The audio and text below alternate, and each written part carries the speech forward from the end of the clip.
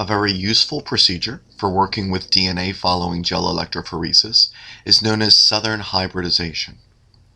The first step is gel electrophoresis, where a DNA sample is cut with restriction enzymes and then run through a gel.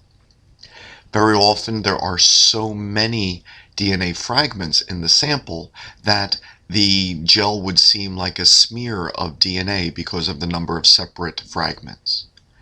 Alkaline treatment using sodium hydroxide could denature this DNA to make it single-stranded molecules which would then bind to a probe. In the second step of southern hybridization, DNA is transferred to a nitrocellulose or nylon membrane. This very thin membrane is placed on top of the gel. And since paper towels and a weight are then typically placed on top of this, the alternate would be a suction mechanism. The fluid, the buffer from the gel chamber, will rise through the membrane going into the paper towels through capillary action.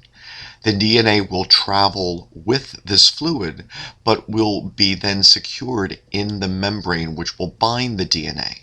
So the DNA bands from the gel will then migrate into the nitrocellulose or nylon membrane. Later, they can be secured to the membrane further by briefly baking the membrane or by exposure to ultraviolet light.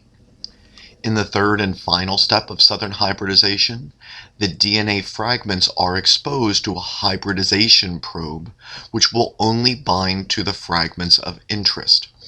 These probes can be made of single-stranded DNA or even single-stranded RNA, which are radioactive or which have been attached to a type of dye, which could be fluorescent or chromogenic in that when exposed to a certain reactant, it will change color. After the DNA is exposed to this probe, the excess probe is washed away.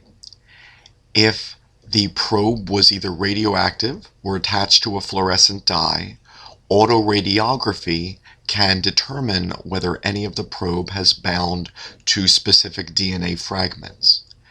If a chromogenic dye was used, then a reactant can be applied, which will then allow the color to develop. Thus, out of all of the DNA fragments which were present in the gel, this probe will only bind to those fragments of interest and indicate their presence.